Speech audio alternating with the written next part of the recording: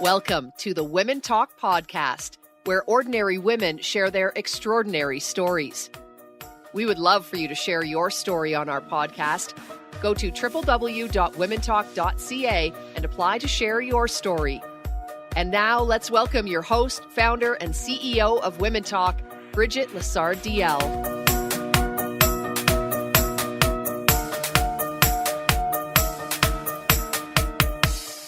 Welcome back to the Women Talk podcast. It's a real pleasure to be here with you today.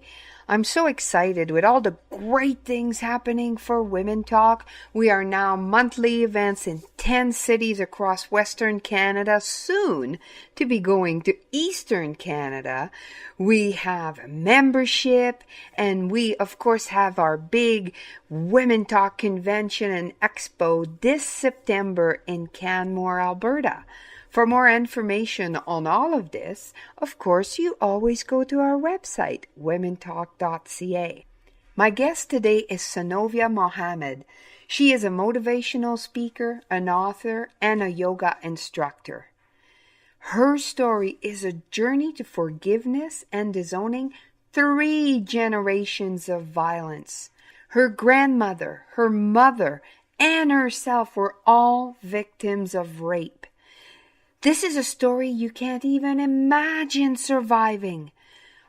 On top of rapes, there is murder, the loss of her daughter. It is just heart-wrenching. But Senovia has not only survived, but she's a shining light for so many other women who need guidance.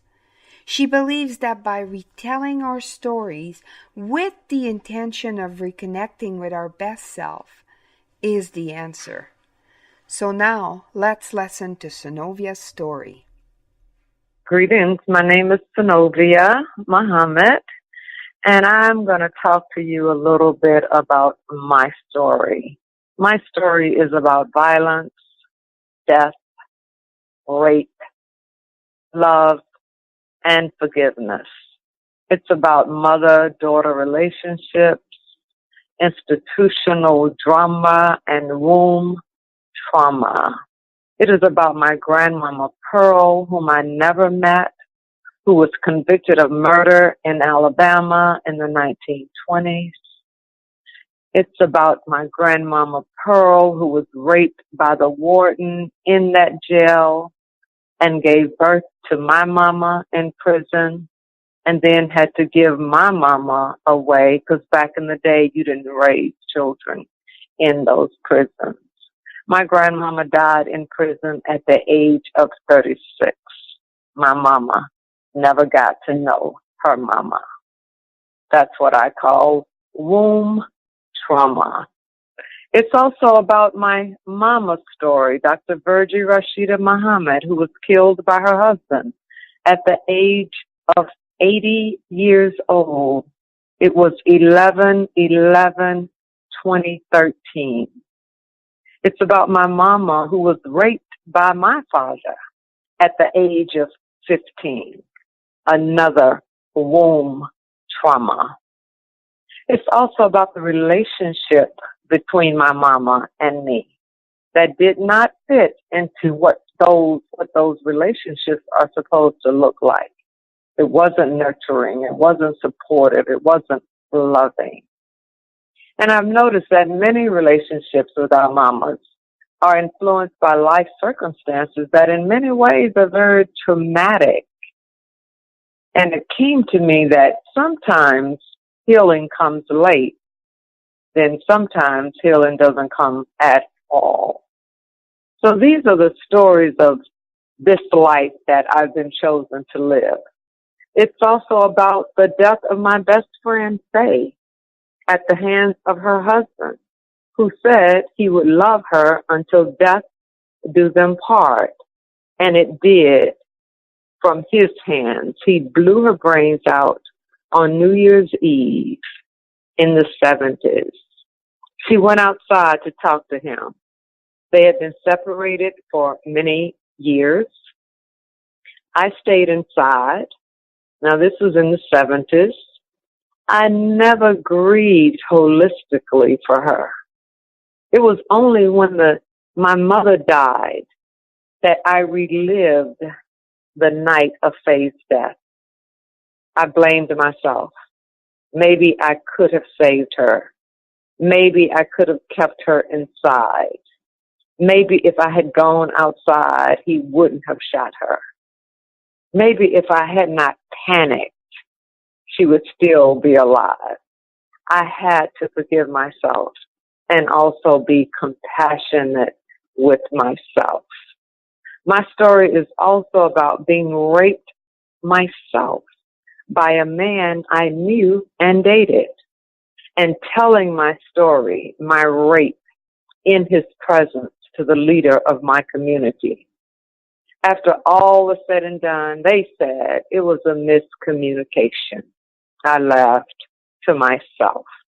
When I said no, he thought I meant yes. When I said stop, he thought I meant go. When I struggled to get him off of me, he thought I just liked it rough. A big communication problem, they said. I remember that smug smile on his face when we left that room. My mama was with me, and I was so thankful that she did not blame me too. And lastly, my story is about how I found my way back to myself. It's about how I found my way to understanding why my relationship with my mother was so troubled. And it was how I found my way to being able to forgive myself and to forgive her. I learned that looking into her life story with compassion gave me insight into who I am, who I became. I know that it's necessary for women in particular to lose the fear, to step away from the fear that keeps us silent around abuse, whether it's verbal, whether it's sexual, whether it's physical or emotional.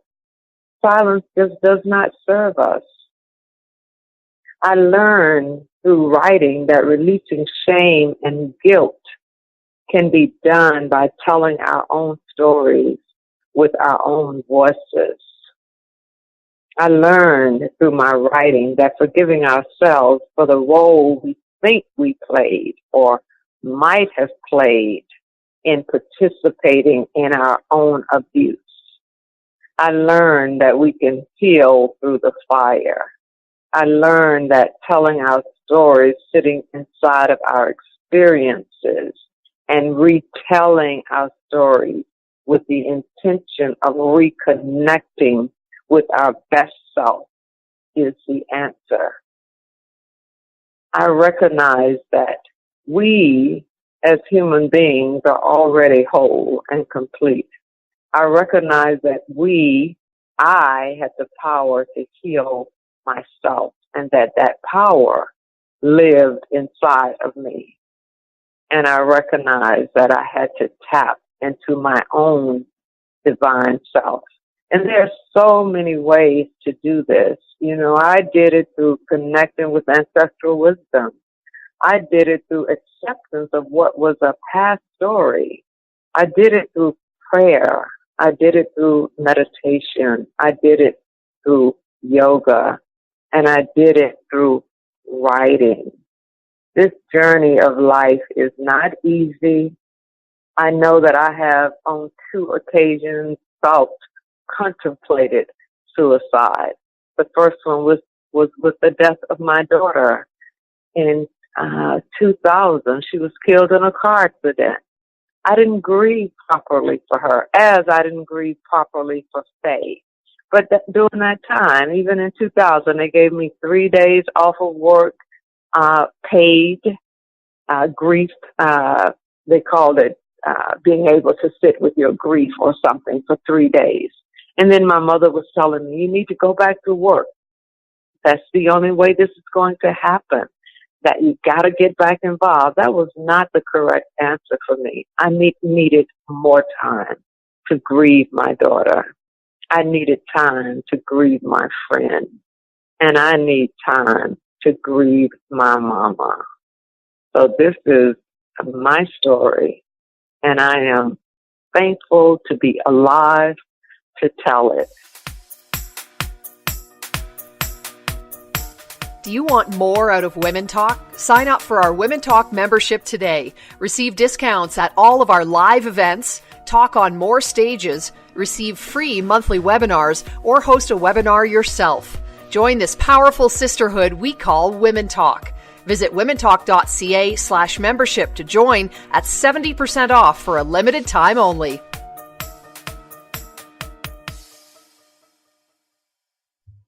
That is an amazing story. It is so powerful, so raw. The first question that comes to mind for me is, are you happy now? Do you feel happiness in your heart? My heart is so wide open to love that, yes, I feel healed, which allows me to go on and tell it. One time, when I told my stories, I would be crying and I would be just devastated over and over again. Now I can tell that story without that baggage attached to it. So I could say, I'm happy. Yeah, like I have a saying, and it's almost hard to say that to you because your story is just immense. But I always say life happens for you, not to you. How do you feel about that statement? Yeah. So, I think that's true. I think that we all were sent here with a unique purpose. And I think all of those stories that impacted my life was to create this space for me to be whatever it is I choose to be in my life. So I totally agree. Yeah, like your story is just, it's one thing after another. Like, did you ever just sat down and said, for God's sake, enough, stop giving me this heartache. What is going on? You know what they say? We always say, why me, Lord? And then somebody else says, why not you? Yeah. But you have had more than your fair share, I must say. Yeah. So when you would be hearing these stories from your great grandmother and your grandmother and your mom, like was it shared with you with anger or sadness, or what was the feeling when those stories are being shared? Yeah, they were shared in it was kind of like grief, like they were whispered. Like, we don't talk about this. Like, there was shame in telling the story. Like, don't mention this. Like, don't say that your grandmother was in prison. Like, don't say that your grandfather was a white man. And don't talk about rape. Don't say these things out loud because the way people will view you and look at you. So they were always told shame, and they were always told in spurts. Or I'd hear grown folk talking in another room where I wasn't supposed to be listening, like that. Mm-hmm. Always with this, there's a shame to it. It's my shame. It's not the shame of the rapist. It's not the shame of the murderer. It's our shame that it happened to us. So that's how those stories were passed down. In secrecy, in silence, in shame.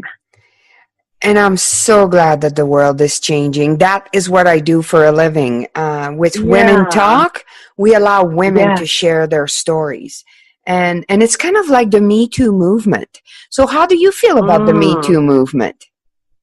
Yes, I think it's a wonderful movement. I think that as Black women, it was happening to us historically from slavery.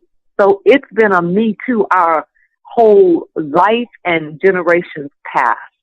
So when it comes to the forelight the way it did, I mean, I think that's always powerful, because whatever gives a woman a way to stand up and own what has happened to her empowers her.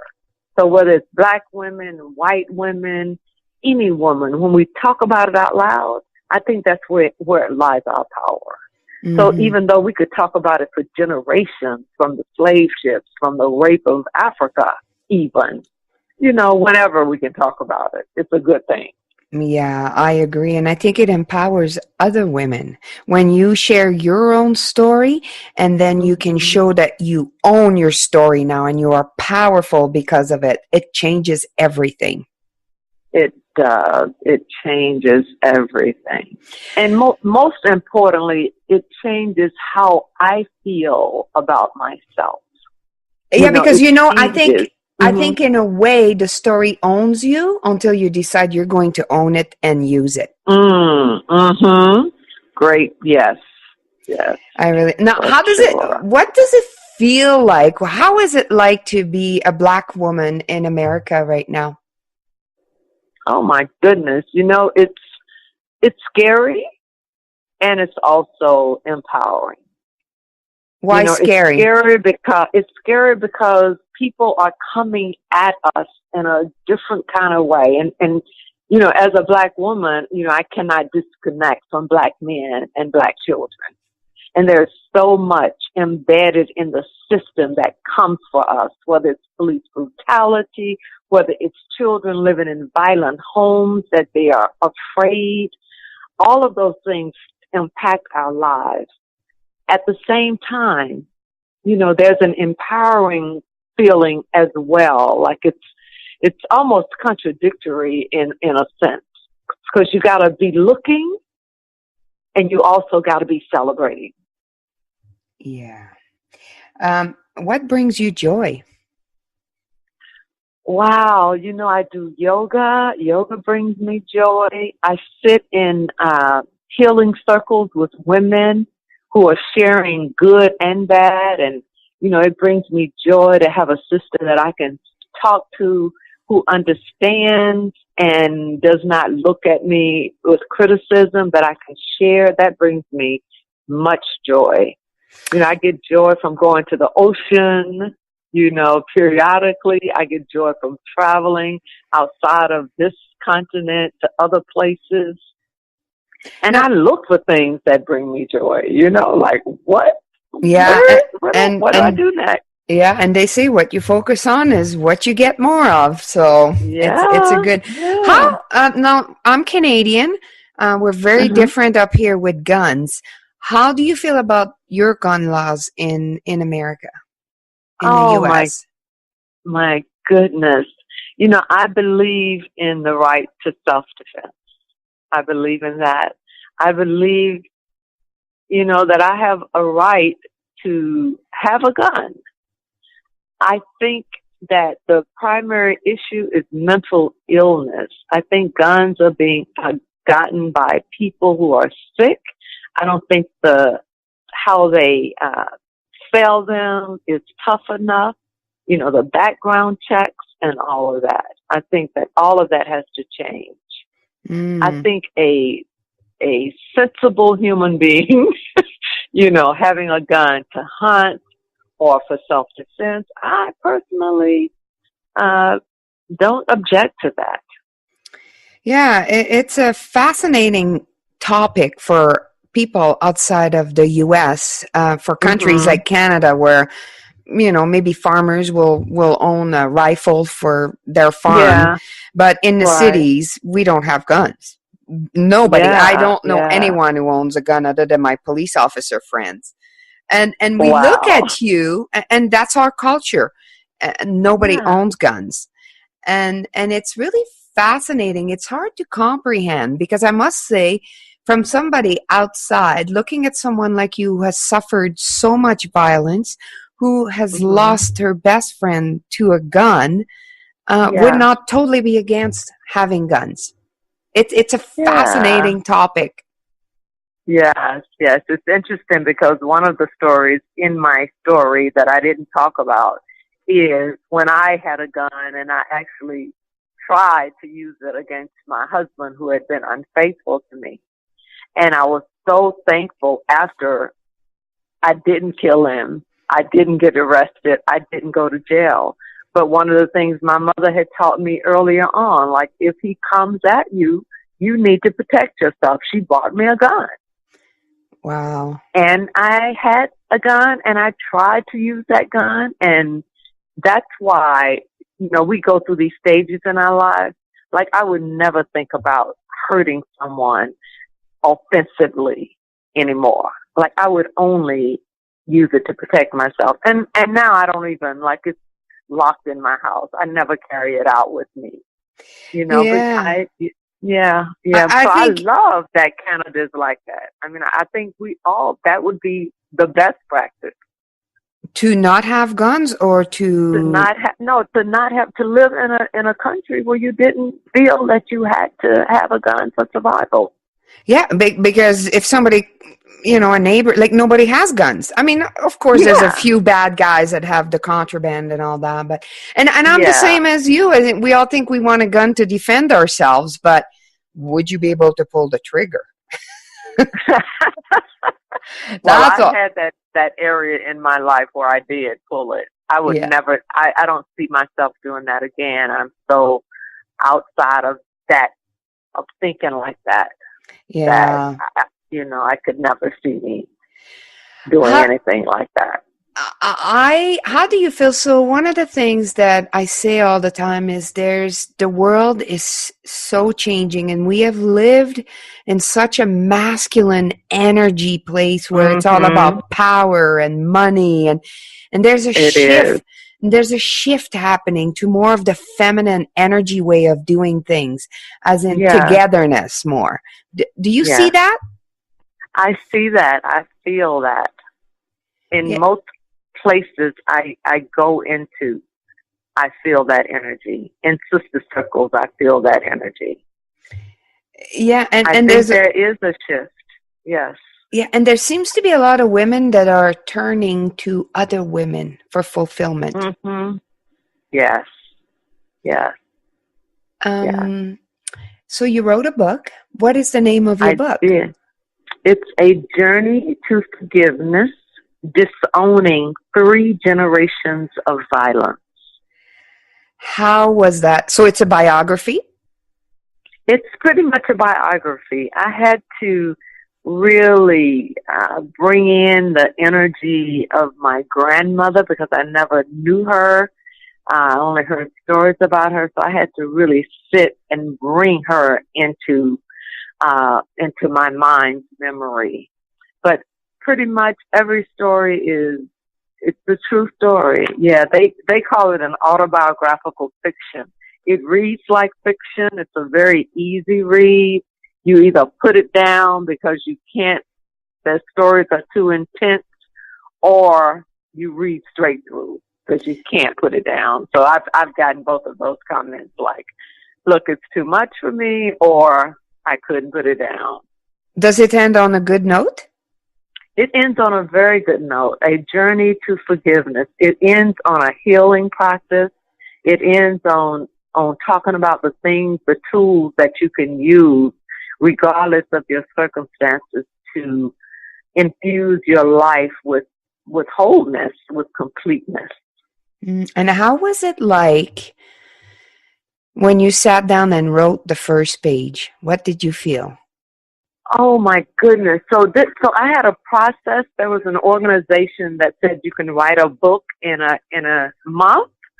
And so the month of November, I sat down for that month. Every day I would write so many stories, so many words. And after that month, I had a base. However, after that, it was very difficult. It took me 6 months to tell the stories and sit with the stories and feel it and be, really aware of what it was. It was painful. It was very painful. So what did you do while you were writing these painful stories? What would you do to recharge yourself? Yeah, so I would, I would have tea. I'd get up and walk to the park. I even went to talk to friends when I thought that I could not write anymore. I remember one story, the rape of my mother, when I was telling that story of how she said her friends held her down. I couldn't write anymore. I was crying, and I called a good friend and I said, I need to talk about this story. And she said, come over. I went over and I said, look, I can't do this book. It's too much. And she said to me, did somebody hire you to do the book? I said, no. She said, are you on a deadline? I said, no. She said, then take your time. Every time you need time, give yourself time and get back to it. And that's what I did. When it got so hard for me and I'd be crying and sniffling and couldn't do it, I would just get up, take a walk, have some tea, call a friend. That was my process. I am so honored to have been able to talk to you. You are an absolutely amazing human being. Like, seriously, I have heard a lot of stories, but this is just it's just so beautiful and powerful, and that you're able to share it with the world is a true gift. So thank you for doing that. Thank you. If anyone would like to purchase your book, what's the best way to do this? The best way is to go to www.sanoviamuhammad.com. The book is on my website, also the cost and shipping, and also a testimonial about it. Oh, wonderful. And is it available on other formats as well? It is not. It will be at some point. I've been talking to my editor about Amazon, and I'm also about to do a audio book.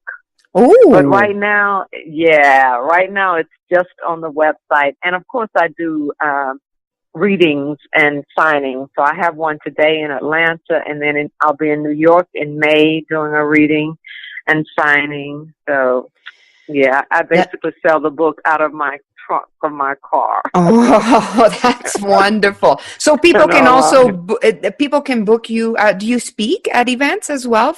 Yes. Oh, wonderful. So people we can all go to your website, SanoviaMuhammad.com, and I'll have the link in our information here with the podcast. Great. And continue shining your beautiful, amazing light. The world needs you, and women need you. So thank you. Thank you, Bridget. I am so honored and so appreciative. Bye-bye. All right. Peace. If you have a burning desire to share your story with our audience, apply to be on our podcast. To apply and find a full list of our podcasts, go to www.womentalk.ca.